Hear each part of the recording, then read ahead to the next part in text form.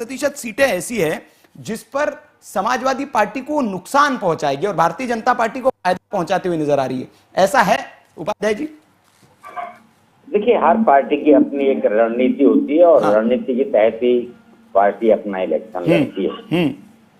देखिए, बीएसपी का जो कोर वोटर है, जो जाटव वोटर है, वो उसका कोर वोटर, और वो कहीं नहीं जाता है। बहन जी भी इस बात को जानती हैं कि वो वोट उन्हें मिलेगा। उसके साथ जो अन्य जातियां जुड़ी हुई थी वो छिटकी है। क्या 2017 का इलेक्शन हो या दूसरे इलेक्शन हो, आप देखेंगे कि कहीं ना कहीं बीएसपी से अलग हुई और जो एक सामाजिक समीकरण है उसको साधने की कोशिश बीएसपी ने एक सोशल इंजीनियरिंग का फॉर्मूला ब्राह्मण प्लस दलित या दलित प्लस मुस्लिम, उस तरह के नए नए प्रयोग करती रही हैं। इस बार भी उन्होंने वही किया कि ब्राह्मणों को साधने की कोशिश की। सतीश मिश्रा ने बहुत सारे ब्राह्मण सम्मेलन किए और मुलाकातें की।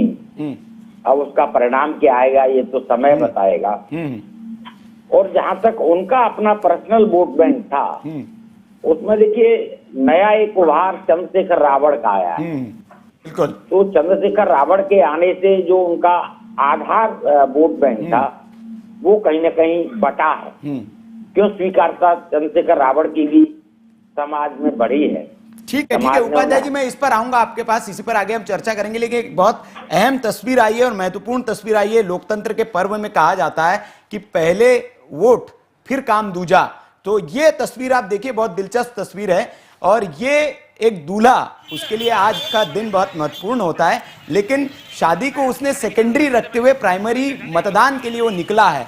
ये लोकतंत्र की खूबसूरत तस्वीर है, इंस्पिरेशनल तस्वीर है, प्रेरणा देने वाली। कई लोग मतदान के लिए नहीं निकलते हैं और घर में रह जाते हैं, कोई काम नहीं होता, लेकिन दूल्हे के लिए आज का दिन तो सबसे बड़ा दिन होता है, जिसके लिए कह सकते हैं कि कोई और बड़ा दिन हो नहीं सकता। लेकिन उसने शादी के बाद पहले अगर कोई तवज्जो दी तो वो लोकतंत्र के इस महापर्व को दी और मतदान करने निकला है।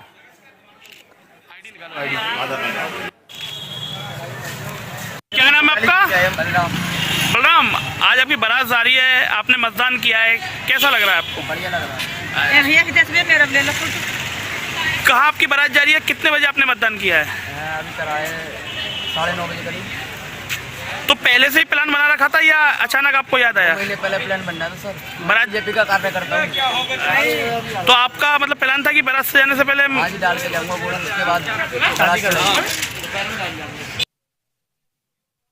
तो ये बुलंदशहर की तस्वीर आपने देखी और यही तस्वीरें जो है हमारे लोकतंत्र को मजबूत बनाती है और दिखाती है कि वोट का जो ताकत है वो क्या है। और आप सारा काम दूजा, पहले वोट, मतदान पहले फिर काम दूजा, ये इसका संदेश देते हुए दूल्हा। और इसीलिए इस तस्वीर को हमने प्राथमिकता के साथ वीके न्यूज ने भी इसलिए दिखा क्योंकि आपका वोट जो है लोकतंत्र में काफी अहमियत रखता है और सबको घर से निकलकर मतदान जरूर करना चाहिए। वीके न्यूज भी आपसे ये अपील करता है, आप जाइए और अपनी तस्वीरें, वीडियोज है, आप वीके न्यूज के सोशल प्लेटफॉर्म पर आप भेज सकते हैं ताकि एक प्रेरणा मिले लोगों को और मतदान में आप बढ़ चढ़कर हिस्सा ले। आरबी उपाध्याय जी हमारे साथ बने हुए। आरबी उपाध्याय जी बहुत अहम बात कर रहे थे कि मायावती की हम बात तो कर रहे हैं, जाटव वोटों की बात कर रहे हैं, लेकिन एक फैक्टर इस बार नया ये भी आया है कि चंद्रशेखर रावण उनके सामने हैं और जिनकी अपनी पार्टी है वो चुनाव लड़ रहे हैं और वो भी बहुजन वोटों पर दावा करते हैं। दूसरा अगर हम बात करें तो असदुद्दीन ओवैसी ने एक परिवर्तन मोर्चा बनाया है, उसमें भी एक वामन मेश्राम उनके साथ में है जो भी बहुजन वोटों पर अपना दावा करते हैं।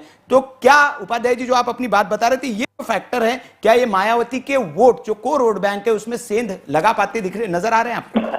देखिए, बिल्कुल दिख रहा है, साफ साफ दिख रहा है। और उसी का परिणाम है कहीं ना कहीं जिस तरीके से इलेक्शन लड़ना चाहिए बीएसपी को, तो बीएसपी में कहीं हताशा और निराशा का माहौल मुझे देखने को नजर आता है। उन्हें भरोसा है अपना जो उनका पारंपरिक वोट बैंक है तो वो उन्हें मिलेगा। और उसके साथ वो जोड़ती हैं कि जैसे मुस्लिमों को टिकट दिए हैं, ब्राह्मणों को टिकट दिए हैं, तो वो ये कैलकुलेशन करके चलती है कि कुछ ब्राह्मण साथ आ जाएंगे, कुछ मुस्लिम मतदाता हमें मतदान करेंगे, तो शायद हम सत्ता में वापसी करेंगे।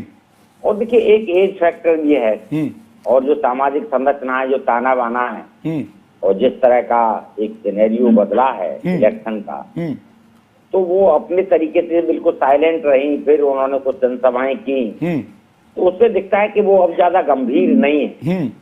इलेक्शन के प्रति। और जब कोई भी दल गंभीर नहीं होता तो उसका वोट बैंक है वो खिसकता है, वो दूसरी तरफ जाता है। और मुझे इस बार लगता है कि शायद उनका वोट घटेगा, चंद्रशेखर रावण की तरफ जाएगा या दूसरी पार्टियों की तरफ जाएगा।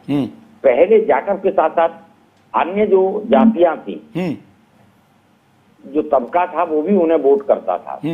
लेकिन धीरे धीरे वो वोट नहीं करने लगा। कुछ बीजेपी ले गई, कुछ दूसरे ओम प्रकाश राजभर और छोटी छोटी पार्टियां जो बन गई, जी जी जी, कुछ छोटी छोटी पार्टियों ने वोट परसेंट अपनी तरफ कर लिया। वो चाहे वो निषाद हैं या दूसरे, तो अब एक जाति के नाम पर पॉलिटिकल पार्टियां बनने लगी। बिल्कुल बिल्कुल। और वो जाति विशेष पर अपना फोकस करती हैं और उसके थ्रू आइडेंटिटी करती हैं और उसी से सत्ता का रास्ता खोजती हैं जी। जबकि ये बात हकीकत है कि कोई भी पॉलिटिकल पार्टी एक जाति की विशेष के साथ रहकर सत्ता की शिखर तक नहीं पहुंच सकती। मान लीजिए हम समाजवादी पार्टी की बात करें तो उनका कोर जो वोट है वो यादव वोट है, लेकिन खाली यादव वोट से सत्ता की चाबी नहीं मिल जाती, तो उन्हें भी कहीं